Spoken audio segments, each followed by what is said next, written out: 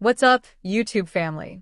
Welcome back to the channel. If you're new here, make sure you smash that subscribe button, tap the notification bell, and drop a like if you're ready for real talk, bold stories, and eye-opening news from South Africa and around the world. Today's video is one you don't want to miss. We're diving into something that's got people buzzing across the internet, a surprising and emotional statement from President Cyril Ramaphosa about an Afrikaner who moved to the United States. What did the president say? Why did it shake so many people? And what does it reveal about where South Africa stands right now? Let's get into it. Now, this moment happened during what was supposed to be a routine press conference at the Union buildings. Ramaphosa was expected to touch on the usual topics: infrastructure, economic recovery, and social development. But partway through his remarks, the tone shifted. He paused, looked directly into the crowd, and went off script. That's when he shared a story that wasn't just political, it was personal. It wasn't just data and plans, it was raw, human, and deeply symbolic. Ramaphosa recounted the story of a young Afrikaner man, a South African who, feeling disillusioned and without opportunity in his homeland, had made the difficult decision to pack his bags and head to the United States. This man, whose identity wasn't revealed, had grown up during the country's post-apartheid transformation. He'd seen both the promise and the pitfalls of the new South Africa. But after years of trying to build a future at home, he finally gave up. He moved to the US, started a small business, and today is reportedly thriving with a home, a family, and a new life. What made this story powerful wasn't just the journey of the man, but how Ramaphosa reacted to it. With visible emotion in his voice, he said something that no one in the room expected to hear from the president of South Africa. "When I think of that young man, I don't feel anger. I feel sadness. Because he's South African. And we lost him." That one sentence hit like a thunderclap. The president went on to reflect on how many skilled, educated South Africans, black, white, Indian, and colored, are making the same choice. They're leaving. Not because they don't love their country, he said, but because they no longer believe it will love them back. Ramaphosa's words weren't deflective or defensive. They weren't sugar-coated. He acknowledged the frustration, the brain drain, the fear, and the responsibility of the government to do more and do better.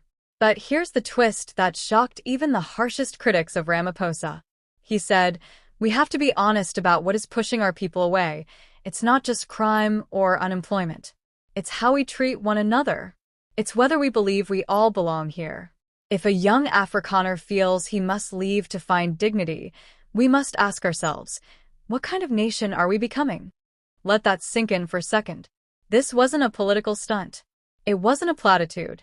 It was an acknowledgement, from the highest office in the land, that belonging and dignity are not being felt equally across all groups in South Africa. That the democratic dream is not working for everyone. That maybe, just maybe, it's time to stop pointing fingers and start listening. The reaction on social media was immediate and intense. Twitter exploded. Some praised Ramaphosa for his honesty, saying it was the most human and self-aware thing they'd ever heard a sitting president say. Others criticized him, accusing him of pandering or diverting attention from real economic issues.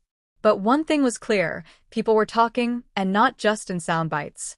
In-depth conversations began to emerge around identity, migration, lost potential, and the future of the South African dream. Back to the story of the Afrikaner who left, Ramaphosa made it clear that he did not blame the man. Quite the opposite. He admired his courage to seek a better life. He expressed hope that one day, South Africa might be a place where people like him would choose to return. He said, "We must build a country not just good enough to live in, but so good that those who left will want to come home." Think about how radical that is. In a world where politicians often frame emigration as betrayal or weakness, Ramaphosa framed it as a signal. A signal that something vital is broken, and that fixing it will take more than policies. It will take healing. It will take truth. It will take a collective effort to make all South Africans, regardless of race, culture, or language, feel like they have a future here. And maybe that's the real takeaway from today's story. It's not just about one Afrikaner man who found success in the US. It's about the thousands of stories just like his. It's about a country grappling with its soul, decades after apartheid. It's about the daily choices people make to stay, to go, to hope, to give up. And it's about a president who, in one rare, unscripted moment, put politics aside and spoke from the heart. Whether you agree with him or not, whether you're inspired or infuriated, one thing is undeniable. Ramaphosa's words lit a fire under a national conversation that we desperately need to have. And if that conversation leads to real change, to deeper understanding, and to a future where fewer people feel like they have to leave to thrive, then maybe that moment will prove to be one of the most important of his presidency. So, let me know what you think in the comments. Was this a moment of truth? Was it a sign of leadership? Or a sign of desperation? Have you, or someone you know, felt pushed to leave South Africa? And more importantly, what would it take to make this country feel like home again? If you found this video powerful, thought-provoking, or even just worth the debate, hit that like button. Don't forget to subscribe to the channel for more deep dives like this one.